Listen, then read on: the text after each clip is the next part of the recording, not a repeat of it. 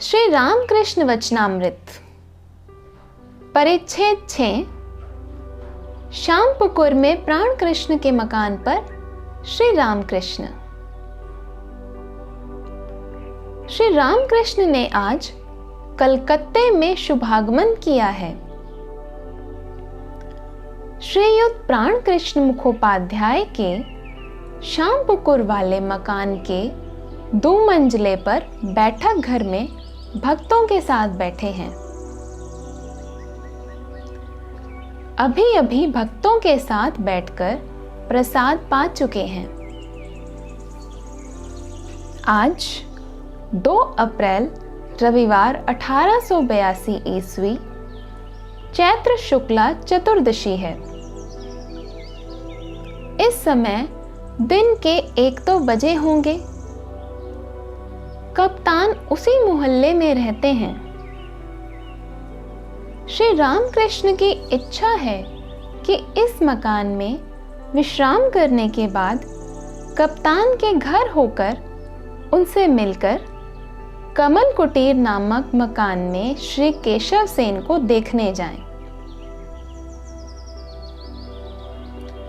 प्राण कृष्ण बैठक घर में बैठे हैं। राम, मनोहर, केदार, सुरेंद्र, गिरेंद्र, सुरेंद्र के भाई, राखाल, बलराम, मास्टर आदि भक्तगण उपस्थित हैं। मोहल्ले के कुछ सज्जन तथा अन्य दूसरे निमंत्रित व्यक्ति भी आए हैं। श्री रामकृष्ण क्या कहते हैं यह सुनने के लिए सभी उत्सुक होकर बैठे हैं।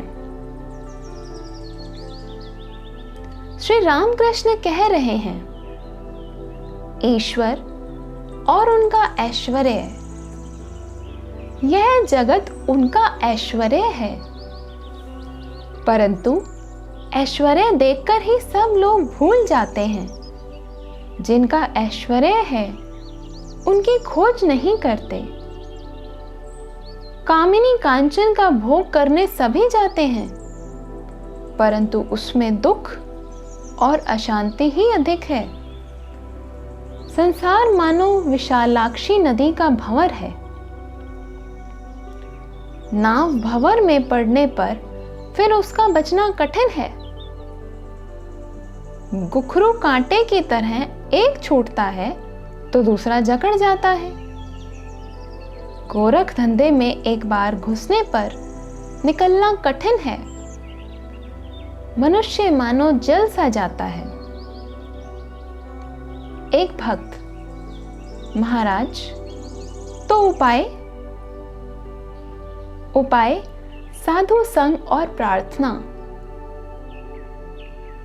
श्री रामकृष्ण, उपाय साधु संग और प्रार्थना। वैद्य के पास गए बिना रोग ठीक नहीं होता। साधु संग एक ही दिन करने से कुछ नहीं होता, सदा ही आवश्यक है। रोग लगा ही है, फिर वैद्य के पास बिना रहे नाड़ी ज्ञान नहीं होता। साथ साथ घूमना पड़ता है, तब समझ में आता है कि कौन कफ की नाड़ी है और कौन पित्त की नाड़ी। भक्त, साधु संग से क्या उपकार होता है? श्री रामकृष्ण, ईश्वर पर अनुराग होता है, उनसे प्रेम होता है। व्याकुलता न आने से कुछ भी नहीं होता। साधु संग करते करते ईश्वर के लिए प्राण व्याकुल होता है। जिस प्रकार घर में कोई अस्वस्थ होने पर मन सदा ही चिंतित रहता है और यदि किसी की नौकरी छूट जाती है तो वह जिस प्रकार ऑफिस में घूमता रहता है, व्याकुल रहता है, उसी प्रकार यदि किसी ऑफिस में उसे जवाब मिलता है कि कोई काम नहीं है तो फिर दूसरे दिन आकर पूछता है, क्या आज कोई जगह खाली हुई? एक और उपाय है, व्याकुल होकर प्रार्थना करना। ईश्वर अपने हैं, उनसे कहना पड़ता है, तुम कैसे हो, दर्शन दो। दर्शन देना ही होगा, तुमने मुझे पैदा क्यों किया? सिखों ने कहा था, ईश्वर दयामय है। मैंने उनसे कहा था, दयामय क्यों कहूं? उन्होंने हमें पैदा किया है। यदि वे ऐसा करें जिससे हमारा मंगल हो, तो इसमें आश्चर्य क्या है?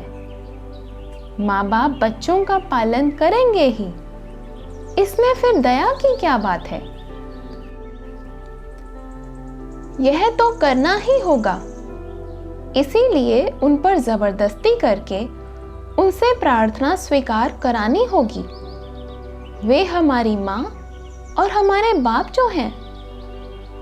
लड़का यदि खाना पीना छोड़ दे तो माँ बाप उसके बालिग होने के 3 वर्ष पहले ही उसका हिस्सा उसे दे देते हैं। फिर जब लड़का पैसा मांगता और बार बार कहता है, माँ तेरे पैरों पड़ता हूँ, मुझे 2 पैसे दे दे, तो माँ हैरान होकर उसकी व्याकुलता देख पैसा फेंक ही देती है।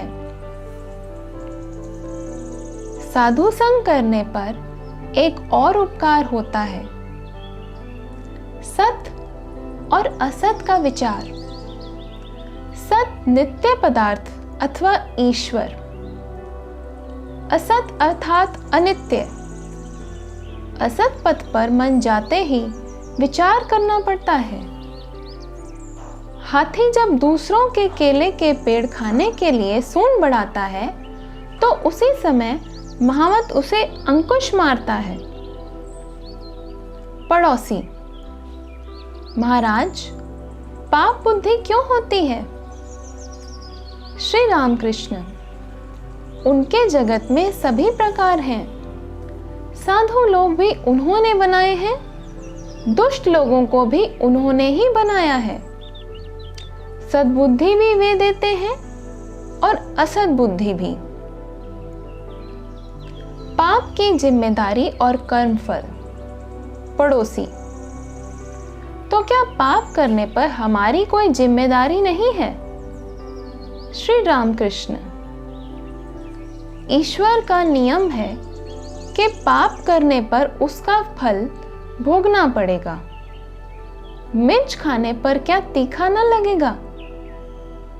सेजो बाबू ने अपनी जवानी में बहुत कुछ किया था, इसलिए मरते समय उन्हें अनेक प्रकार के रोग हुए।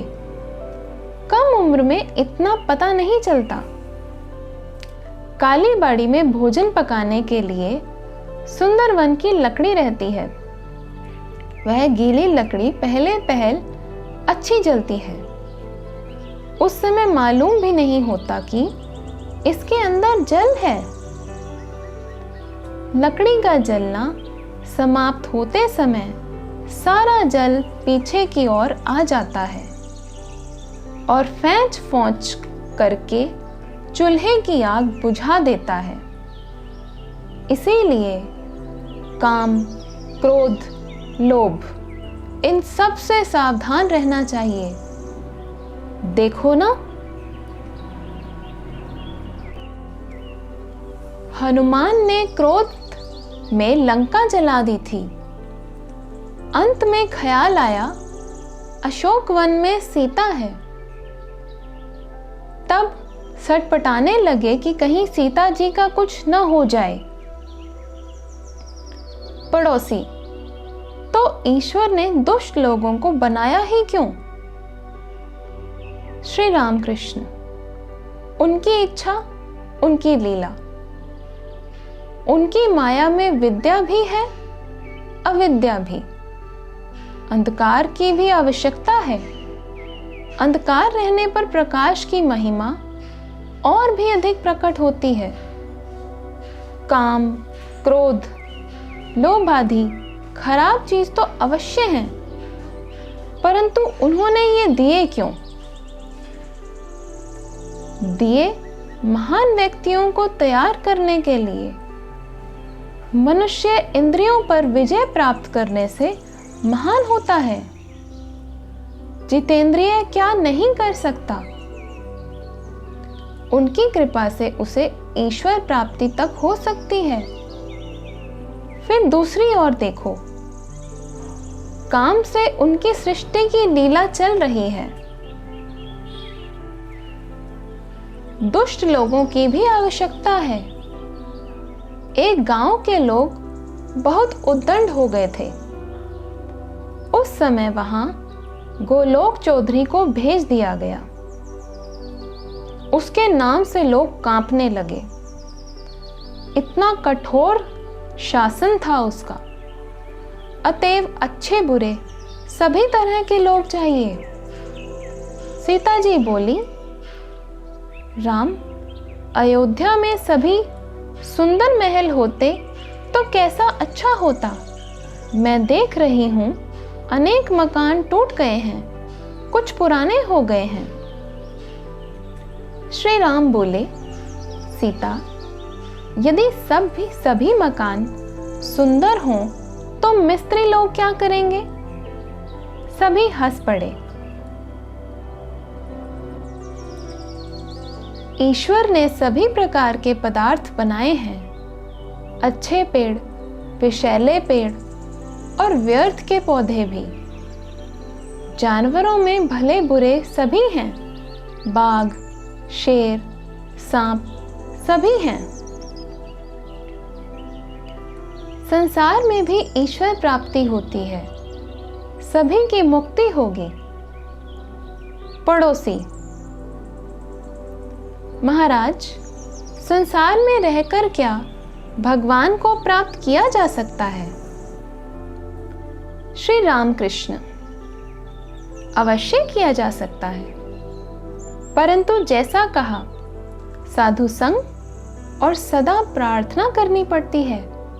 उनके पास रोना चाहिए। मन का सभी मैल धुल जाने पर उनका दर्शन होता है। मन मानो मिट्टी से लिपटी हुई एक लोहे की सुई है।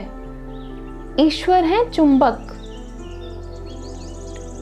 मिट्टी रहते चुंबक के साथ संयोग नहीं होता। रोते रोते सुई की मिट्टी धुल जाती है। सुई की मिट्टी अर्थात काम, क्रोध, लोभ, पाप बुद्धि, विषय बुद्धि आदि। मिट्टी धुल जाने पर सुई को चुंबक खींच लेगा, अर्थात ईश्वर दर्शन होगा। चित्त शुद्धि होने पर ही उनकी प्राप्ति होती है। ज्वर चढ़ा है, शरीर मानो भून रहा है, इसमें कुनैन से क्या काम होगा। संसार में ईश्वर लाभ होगा क्यों नहीं। वहीं साधु संग, रो रो कर प्रार्थना, बीच बीच में निर्जनवास, चारों ओर कटघरा लगाए बिना रास्ते के पौधों को गायें बकरियां खा जाती हैं। पड़ोसी, तो फिर जो लोग संसार में हैं उनकी भी मुक्ति होगी। श्री रामकृष्ण, सभी की मुक्ति होगी, परंतु गुरु के उपदेश के अनुसार चलना पड़ता है। टेढ़े रास्ते से जाने पर फिर सीधे रास्ते पर आने में कष्ट होगा। मुक्ति बहुत देर में होती है, शायद इस जन्म में ना भी हो, फिर संभव है अनेक जन्मों के पश्चात हो। जनक आदि ने संसार में भी कर्म किया था। ईश्वर को सिर पर रखकर काम करते थे। नाचने वाली जिस प्रकार सिर पर बर्तन रखकर नाचती है, और पश्चिम की औरतों को नहीं देखा, सिर पर जल का घड़ा लेकर हंस हंसकर बातें करती हुई जाती हैं। पड़ोसी, आपने गुरुपदेश के बारे में बताया, पर गुरु कैसे प्राप्त करूं। श्री रामकृष्ण, हर एक गुरु नहीं हो सकता, कीमती शहतूत पानी में स्वयं भी बहता हुआ चला जाता है और अनेक जीव जंतु भी उस पर चढ़कर जा सकते हैं। पर मामूली लकड़ी पर चढ़ने से लकड़ी भी डूब जाती है और जो चढ़ता है वह भी डूब जाता है। इसलिए ईश्वर युग युग में लोक शिक्षा के लिए गुरु रूप में स्वयं अवतीर्ण होते हैं। सच्चिदानंद ही गुरु हैं। ज्ञान किसे कहते हैं और मैं कौन हूं? ईश्वर ही करता है और सब अकर्ता, इसी का नाम ज्ञान है। मैं अकर्ता, उनके हाथ का यंत्र हूं। इसीलिए मैं कहता हूं, मां तुम यंत्री हो, मैं यंत्र हूं। तुम घरवाली हो, मैं घर हूं। मैं गाड़ी हूं, तुम इंजीनियर हो। जैसा चलाती हो वैसा चलता हूं, जैसा कराती हो वैसा करता हूं, जैसा बुलवाती हो वैसा बोलता हूं। ना हम, तू है, तू है।